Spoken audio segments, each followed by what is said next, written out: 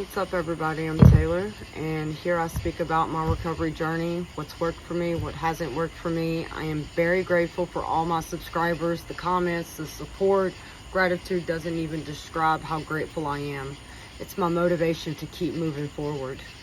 I created this channel from my heart as a part of my service work because I think it's important that people become more aware of the resources and the help that's out there. You know, with how I grew up, I had never heard about 12-step programs until I, got older. And still at that time when I had heard about 12-step programs, they weren't introduced enough for my brain to really take it seriously. And so what I learned about 3 years ago when I came into recovery, I've been sober several years before I came into recovery, is that if I want change to happen, I'm gonna have to take action, and I'm gonna have to take repetition. So the only way that change can truly happen is consistency, action, and repetition. And when I came into recovery, I came into recovery depressed. I had to drag myself out of bed. I was miserable. I was broken. I hated myself. I could not look at myself in the mirror. It's like I was so dissociated from myself. I would look at myself and I would just feel sad. So I did my best to avoid looking at myself, especially looking at myself in my eyes. And I'm going to be honest, it took me 2 years to finally build up the courage to make this YouTube channel, because every time I would look at myself as I am now, I would get scared and I would have like anxiety. And it's because of where I was at in my healing journey. And so today I can look at myself in my eyes and I don't feel the same way I felt when I came into recovery. And so this video is going to talk about how important action and repetition and consistency is important in the beginning of recovery. Now, with the person who is first getting sober, I want to break something down. And I want to provide some information that took me my entire life to really find and research. So it can take up to 2 to 3 years for the brain to level out. And this is what happens. Usually, like, the first month of sobriety is the hardest because of the withdrawals and things like that. But then, like, the second month gets better and the third month gets better, and people start feeling really good. They're like, I haven't felt this good in so long, and they're just like floating on cloud 9. And what happens is they get to that 90, 100-day mark and they start feeling depressed. They start feeling sad, agitated, anxious, like they just start feeling emotional and they don't understand why. And so they go back to what they've known their entire life, which is picking up a substance to stop that emotional pain. And so what I've learned is that if I can provide this information to people and people are able to understand that it's not who they are when they go through this phase, it's just a person's brain trying to level and balance out after being in addiction for years. It's our brain detoxing itself and healing itself and repairing itself. And so I know, at least for me, I was a very chronic relapser before I finally decided to get sober and stay sober. And I remember I would go brief periods with being sober and I would always relapse. And it's because when that wave of emotion hit me, I didn't have the proper tools or coping mechanisms that had been developed enough and instilled enough into my programming to help me cope with the pain. And I also lacked the information of knowing that, hey, this is just my brain trying to heal itself, right? And so 3 years ago when I came into recovery, I didn't just devil into 12-step programs. I dived deep into whatever I could learn and research. I researched trauma on the brain, dysfunction on the brain, the effects of trauma and dysfunction on mental health disorders, addiction on mental health disorders, like all those things, right, that I experienced growing up. I needed to learn more about my brain and why my behavior and why my thinking had become the way it had become. And so just me really, doing the research and learning about my brain and learning that okay, this is just my brain. This isn't actually who I am. Learning to separate the chemical changes and healing that's happening in my brain, learning to separate that from my self-worth, okay? And it can be really challenging, because it was challenging for me. But my suggestions to somebody who's first getting sober is to actually follow the suggestions that are said in 12-step programs, and also not just 12-step programs, in any recovery program in general. I talk a lot about 12-step programs because that is where I started out. That is where I was able to build my own foundation. And so it's people in 12-step programs, a lot of people, you know, they say pray when you get a craving and things like that. Give it to your higher power. Same thing, they talk about character defects in 12-step programs. They say just pray and give it over to your higher power. And that doesn't really work for me, and that's never worked for me in a sense, especially in the beginning of recovery. It definitely did not work for me. I used my experience with coming off my psych meds, because that's the most recent experience I have with actually having to deal with emotions for the first time my entire life that I can remember, because I was so heavily medicated that I was emotionally numbed to myself, and I didn't realize exactly how emotionally numb I was until I came off the psych meds. And so, you know, if a person isn't taught how to sit with emotions and separate the emotions from their self-worth and from who they are, and how to just accept emotions as they arise instead of fighting against emotions, okay? Because my whole life, it's like, I'd be like, why am I feeling like this? And it would just be like a constant war in my head that I could never win, and I just couldn't understand, right? But what I've learned to understand today is that I don't really need to understand my emotions, right? I just really need to just surrender to my emotions and accept my emotions and allow myself to feel those emotions without judgment, without criticism, and by implementing positive self-supportive talk, okay? Today, when I cry, I'm able to sit here or lay on my Amazon lawn chair I like to lay on all the time, and I'll look up at the sky, because that's where I feel at peace. That's where I feel free. Outside is where I feel at peace. And I never thought that I would get to a point in my life today where I could actually sit with my emotions without thinking, wanting to pick up or wanting to take my own life. And so emotions suck, you know, and especially for a person like me that's never really felt emotions their entire life, and then all of a sudden every single thing, painful thing that's happened to me, the trauma, the dysfunction, the abuse, everything, and the guilt and the shame and the resentment that I carried towards myself, or the choices that I chose to make, just exploded out of me, right? And so what is a person supposed to do with like all these intense emotions? And I can share what I've done in hopes that it can help someone else. So in the beginning of recovery, I attended at least 3 meetings a day, if not more. They have so much support on Zoom meetings. There's also in-person meetings, depending where you are. And when I would get in the beginning of recovery, because I wasn't at a place to where I could sit with my emotions as I can today. So what my coping mechanisms looked like in order was, first it was addiction, okay? When I quit addiction, it became college. When college burnt me out, it became sleep. And I became very depressed.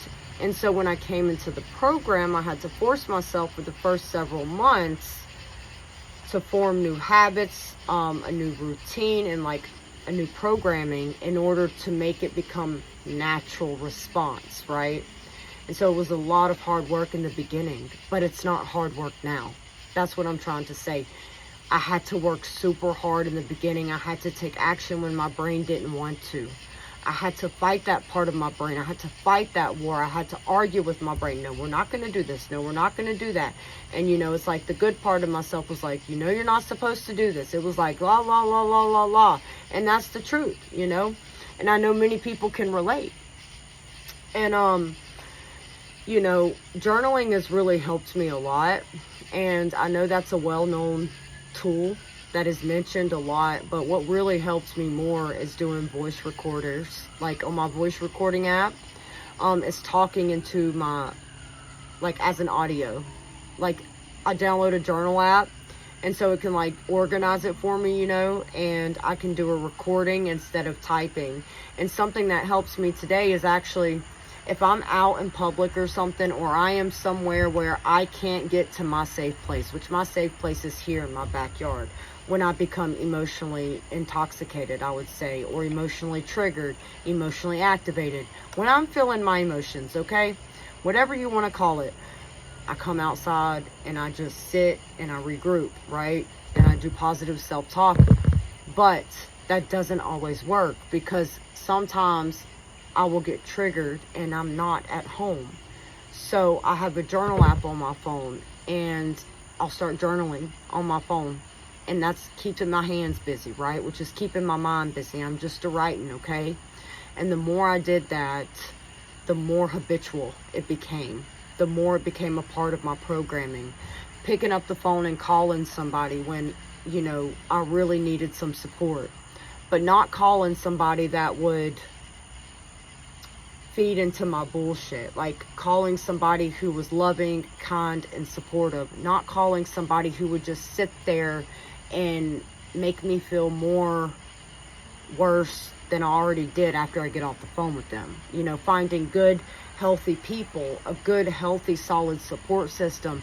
And that was so hard for me in the beginning, because everybody I've been around my whole entire life was, you know, dishonest, closed-minded, you know, verbally and emotionally abusive, dysfunctional, unhealthy. And so coming into the program 3 years ago, I decided I'm going to take every single life experience I've ever learned, and I'm going to actually apply it this time to the program. I'm going to be careful who I allow in my life. I'm going to keep my mouth shut. I'm going to pay attention. I'm going to listen. I'm going to take notes. I'm going to take these notes and these suggestions that I hear in meetings, and I'm going to apply it through action outside the meetings. And that's what I had to do in the beginning. I had to be all in or all out. And that's how I was my entire life. I was an all or nothing person. So if I can apply that to addiction and suffering, then I can apply that to growth and healing. So I had to learn how to navigate and channel my energy and turn all the pain I felt within myself and others, the resentment, the guilt, the shame. And I took that pain and I used it as motivation to grow, to heal, to learn about myself, to learn coping skills, to learn information about myself that would help me understand myself. That became my new coping mechanism. Research, books, service work, like all these things replaced the unhealthy addictions I had, okay? And this is what I had to do in the beginning. This isn't what I'm saying now, is not what I still have to do today, because today I have found balance. You know, that's my point of this video, is that if people would just realize, because it took me forever to realize, all it took was 6 months, a little bit over 6 months per se, of willing to fighting against my brain, taking action, building the support system, attending meetings 2 to 3 times a day, sometimes more if I needed it, reading all types of books, taking notes, self-reflecting, doing service work, like positive self-talk out loud was my main thing also. And the first year I did all that. So my first year of recovery was focused on building new habits, building new coping mechanisms, building a healthy support system, and building structure, okay? That's what I needed to reprogram my brain for the first year of my recovery. Now, as the years went by, you know, I started growing, I started healing. Everybody goes through different stages in recovery, you know, because recovery is a process, right? And where I am now is not where I was 6 months ago, just like where I am now is not where I'm going to be 6 months from now, as long as I continue to put in the daily work I put in and maintain my daily recovery schedule, no matter how I feel physically, mentally, or emotionally. And that's what saved my ass this past year and a half, is that ever since my health declined, I don't talk a lot about it because there's no reason to, but I'm talking about it to help people understand that I live with serious chronic pain. I deal with a lot of different health issues, and I've had to learn to accept my health as it is. I had to grieve over who I was and who I probably never will be. And I had to accept that, and I'm only 32 years old. And when I first got sick, I started sleeping all day, every day, because I was physically that sick. But then it turned into a habit again. And then I started isolating. And then I started making excuses and justifications. And I'm grateful I had enough of the program of that. I realized I need to make a schedule, and I need to stick to it no matter how I feel, physically, mentally, or emotionally, because I'm still going to be in pain if I take action or if I lay in bed. And I know, at least for me, if I was to lay in bed all day, I'm going to be in more pain. Like, it's going to make my body ache and be in more pain. So getting up and taking action was me building self-discipline. Every time I took action and my brain didn't want to, that was me building self-discipline. See, these are skills that have to be developed. Patience and self-discipline, they have to be learned. They have to be developed through repetition. So my first year and a half in recovery was all about action, repetition, and consistency, and learning everything I could learn. You know, I had 15 years of being in active addiction, 15 years of dysfunction. And around my year or so, I found Adult Children's of Alcoholics and Dysfunctions, which I'm grateful that I found it. When I found it, I had known about it for years, but I never built up the courage to actually show up because I didn't really know what it was about, because it was unfamiliar.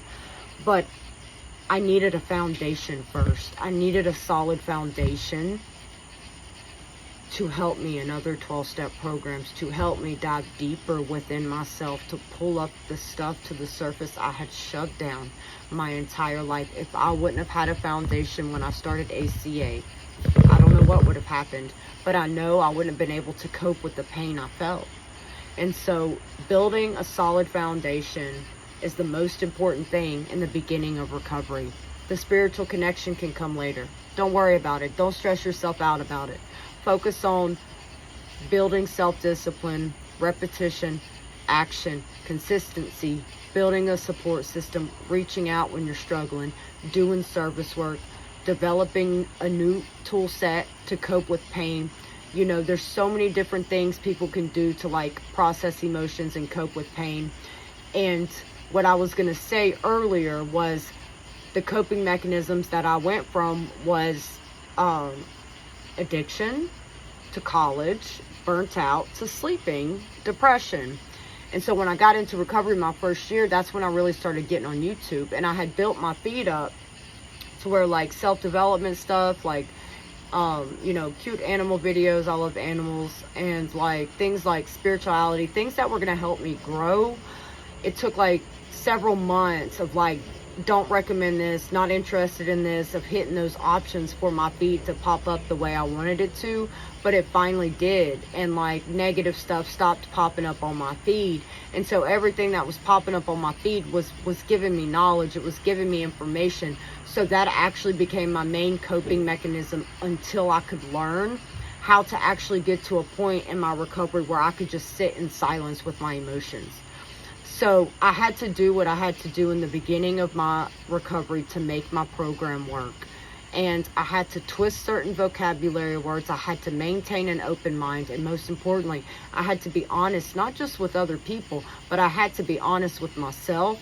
And I had to be willing to take action, no matter what my brain tried to convince me of. I had to become aware of when my brain was trying to hijack me. So ultimately, it's my choice, right? But for me, I had chose unhealthy choices that I was on autopilot. Like that was just my natural programming. And so by slowing down and working the program and doing everything I suggest, you know, I was able to get to where I am today. And change is a process. And I had to learn to accept myself where I am in this very moment. Because if I sit here and I ponder about, I wish I was here, I wish I was there, I wish I was this, for what? That's rumination, because I'm not there. I'm not this. I'm not that. I'm right here in this very moment. I had to accept myself for who I had become. I had to grieve that. And I have to implement positive self-talk out loud by encouraging myself and supporting myself all the time. And I'm going to wrap up with this most important tool that has helped me. For a very long time, and I still do this today, in the beginning of recovery, I would, every morning when I was getting ready for the day, I would look at myself in my eyes in the mirror, and I would just tell myself nice, loving, compassionate things. I forgive you. I'm here for you. I see you. I hear you. I understand you. Like I would say the things I wish somebody would have said to me as a child and just in life in general. I started telling myself those things. I started encouraging myself, supporting myself. And by me looking like in my eyes, it just meant something special to me. To where today I can look in the mirror and I instantly feel gratitude no matter how my external circumstances are. My external circumstances don't align up with my internal circumstances, but that is okay, because that's how life really is. That's the reality of life. At least it is for me, and it is for millions of people. And so I hope this video can help someone else by me sharing my truth, my experience, strength, and hope. I know how hard it is to stay sober, but the longer someone stays sober, the easier it gets, and people aren't lying when they say that. But for me, being sober wasn't enough. I needed some type of structure, 12-step program, recovery program to guide me, and I needed people to show me how to think and act when I was sober. So I hope you find what you're looking for, and I hope you can take a lot out this video and apply it to different areas of your life. Remember, you're not alone, even though your brain may try to convince you you are. I promise you you're not. You've got yourself.